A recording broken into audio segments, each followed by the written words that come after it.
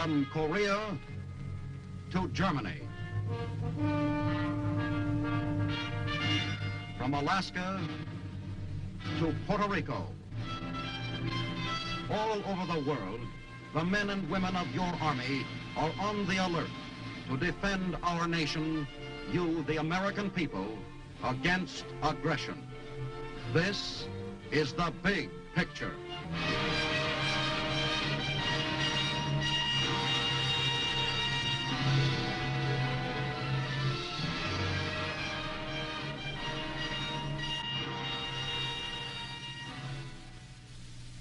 Welcome to The Big Picture, presented by your United States Army.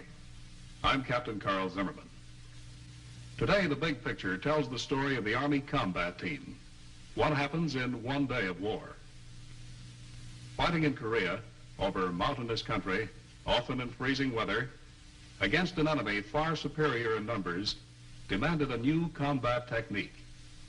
Well, today, The Big Picture shows you how the Army met that demand, fighting as a team, using firepower against manpower. One more day of war, and the news is lost in a two-line communique from the battlefront.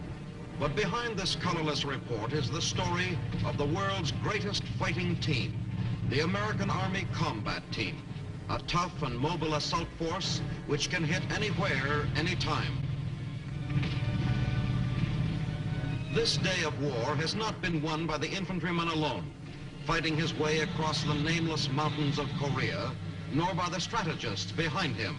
For today, America's military answer to war is firepower, teamwork, and mobility. A shattering land, sea, and air combat machine geared and equipped to do any size job in the shortest time and with the fewest casualties possible. Guns of all caliber laying down a hail of fire. Other armies commit vast manpower resources to battle and rely on man's expendability. The American Army fights a war of firepower instead of manpower. Providing that firepower, backed by the finest weapons in the world, is the Army Combat Team, a combined assault force which relies on the sheer weight of its steel and explosives for its maximum effectiveness.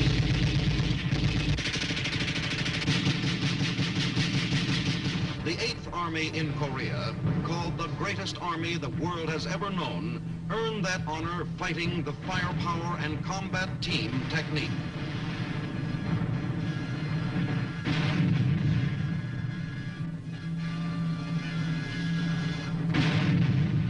Out of Korea, with its snow, mountains, cold, and many military problems, has evolved a new concept for waging war.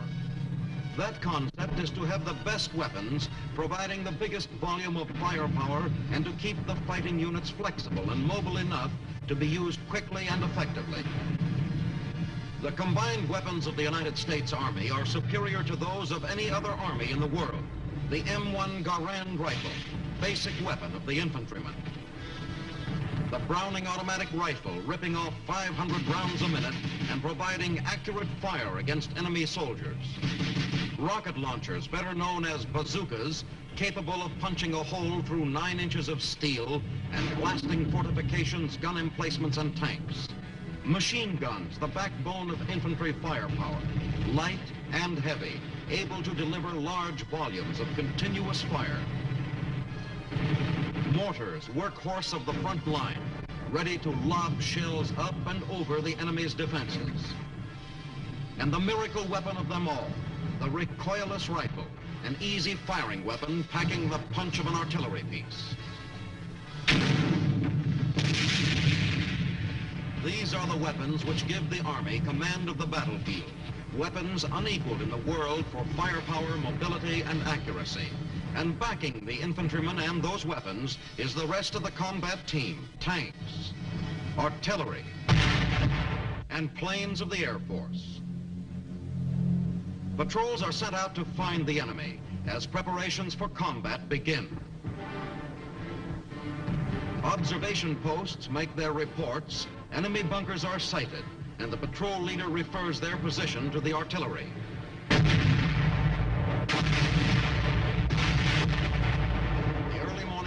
combat is shattered as salvo after salvo saturates the enemy position. From somewhere in the air, the sound of a lone plane is heard, and the waiting infantrymen on the ground know that a last-minute air reconnaissance is being made. These Army observers take to the air in small aircraft to spot targets for artillery and obtain information about the enemy. Carrying no armament of any kind, these grasshoppers daily penetrate far behind enemy lines, gathering intelligence reports. The attack hour approaches and the combat team readies itself.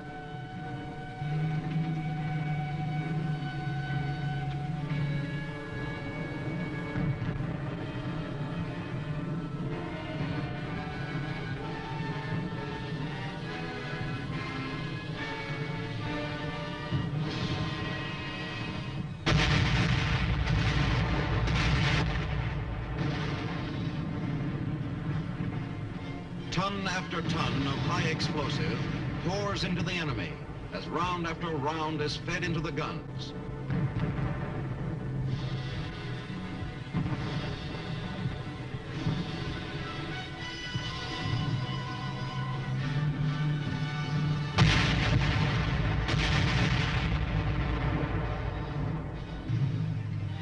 Tank engines roar into action, drowning out the whine of artillery shells overhead, and together the armored infantry unit moves out.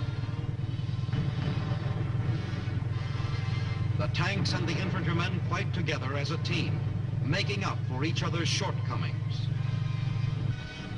Protecting the men on foot, the tanks probe and patrol ahead, ready to defend the team of soldiers at its side.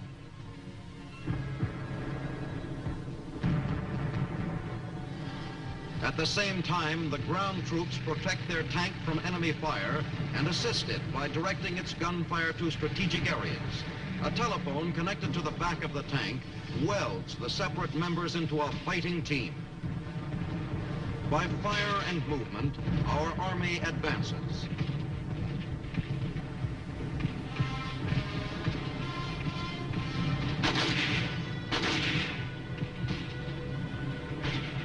While tanks and machine gun crews lay down a blanket of fire to keep the enemy pinned down, the attacking force pushes forward, killing and routing the enemy and knocking out emplacements.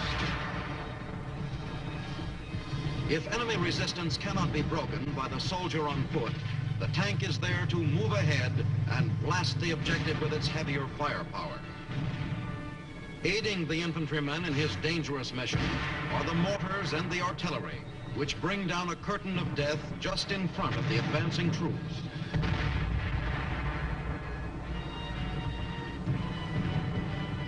Directed by their own forward observers, the artillery and mortar units inch their fire slowly forward, wiping out opposition from the path of the tanks and the infantry.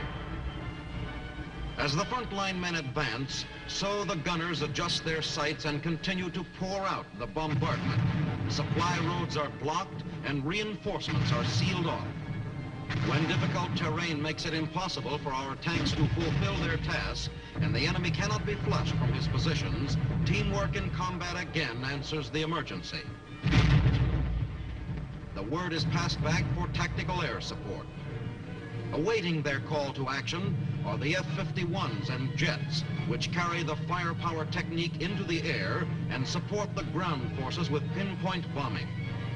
Integrated with the ground tank infantry artillery team, these planes add to the combined firepower. They are armed with 6 50 caliber machine guns and 10 5-inch rockets.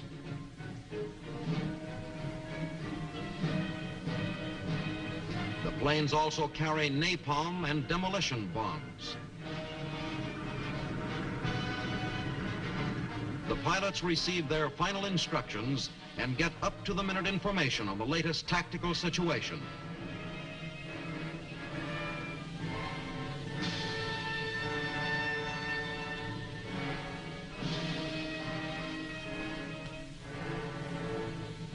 Then the pilots join the combat team.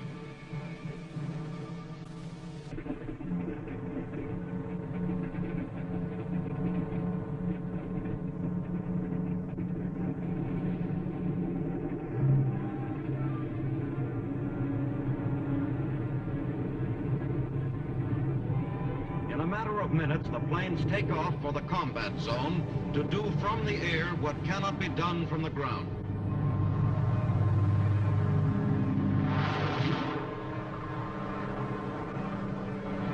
Mustang fighters, veterans of World War II, are still preferred for cover by ground forces because they can remain over the lines longer than the faster jets.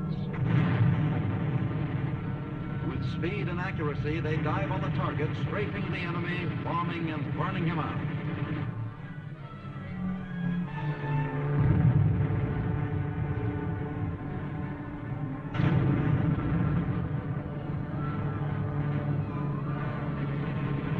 By using the latest communication devices, pilots can soften up the enemy within yards of their infantry buddies. One of these devices is the air-ground liaison team. Talking directly to the pilots by radio from a jeep, a ground observer helps the planes pinpoint the target.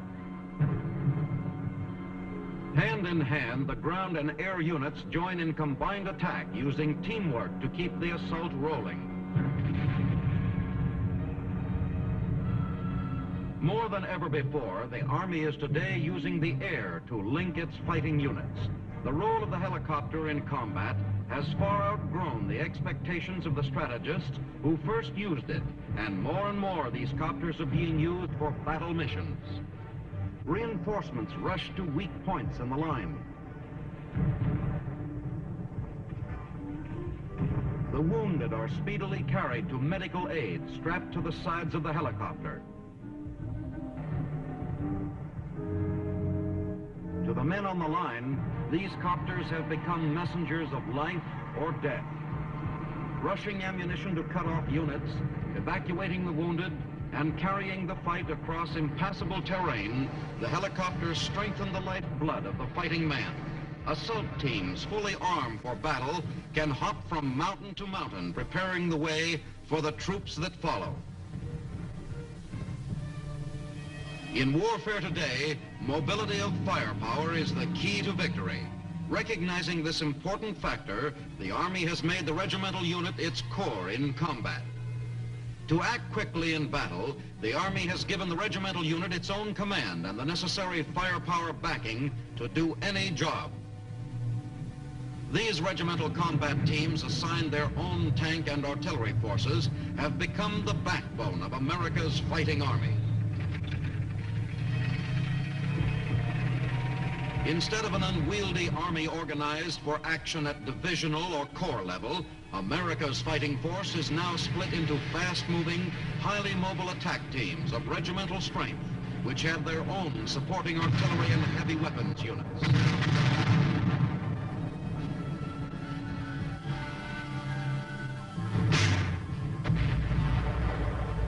In General Ridgway's own words, the new tactical trend is this: we are not interested in real estate. We are interested only in inflicting maximum casualties on the enemy with minimum losses to ourselves. To do this, we must wage a war of maneuver, slashing at the enemy when he withdraws and fighting delaying actions when he attacks. Doing this job is the Armored Task Force team. It's a technical job taking all the resources of science and industry to meet its demands. Observation of the enemy is no longer a soldier looking through field glasses.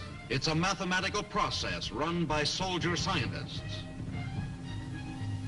Delicate instruments which see the flash of enemy guns and give their location in terms of a compass reading, making it a matter of seconds before an artillery gun pounds the target into silence. Or microphones used as listening posts.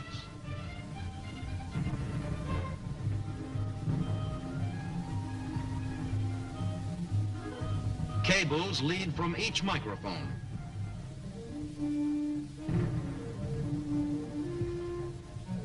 And the press of a button gives the Army a battery of ears. From the recording of the sound impulses, calculations are made which give the range and direction of the enemy artillery. And in the world of weather, the radio sonde, an instrument which continuously transmits humidity and pressure readings, is carried aloft by hydrogen-filled balloons.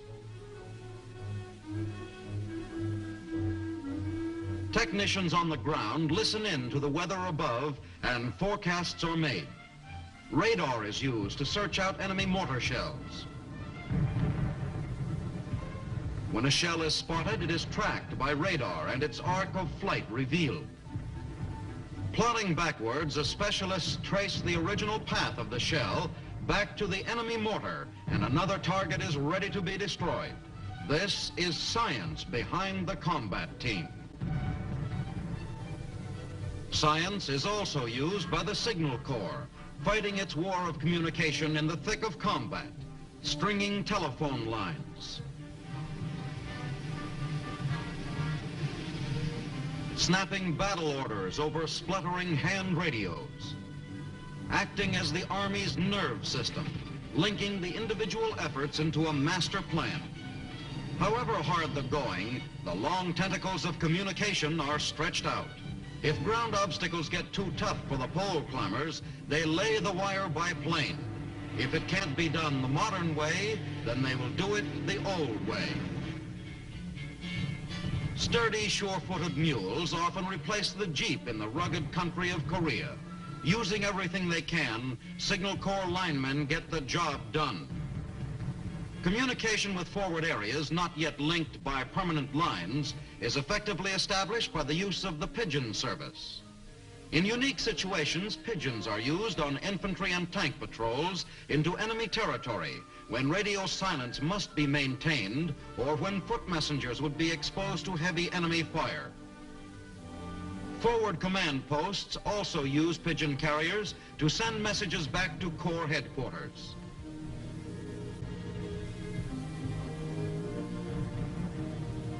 When released, the bird circles high to get its bearings and then sets its course straight for its home loft at Corps headquarters. It's another part of the teamwork in combat.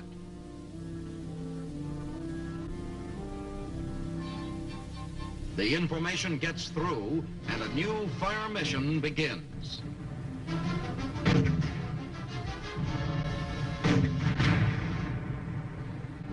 Making the advance possible, too, is the Army Engineer Corps, the builders and wreckers who drill and blast a path through the mountains.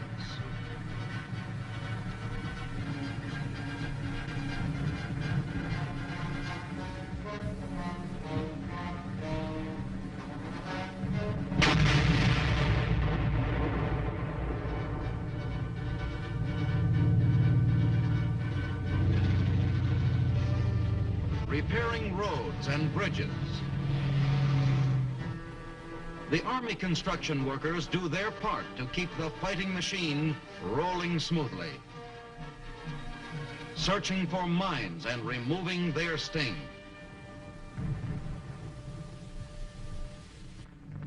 Combat engineers must devise field expedients like the construction of this aerial tramway to conquer the mountains of Korea.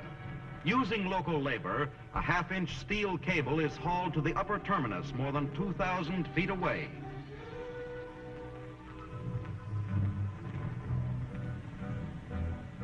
At the hilltop, deep holes are drilled into solid rock to provide firm anchorage for the tracked cable.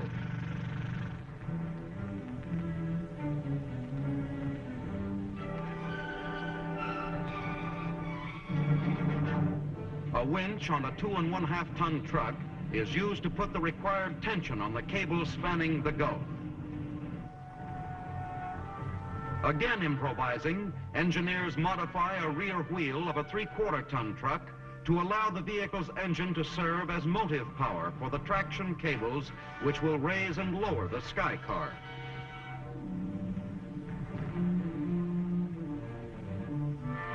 Test runs are carried out and communication is established between the terminals. Then, supplies are loaded on the tramway for the first trip along its 2,000-foot cable up to the 500-foot summit.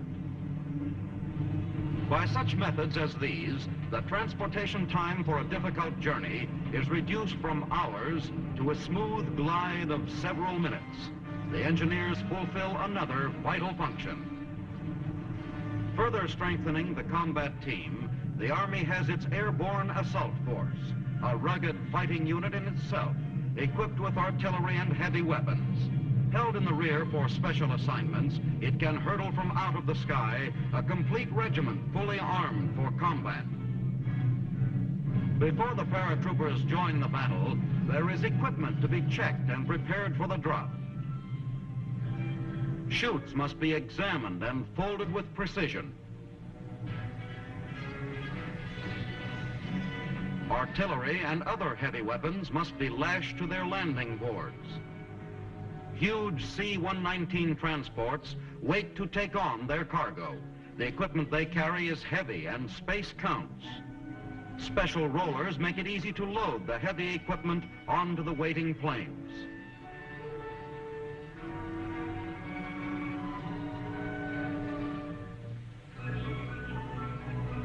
And the men are given a final briefing before takeoff.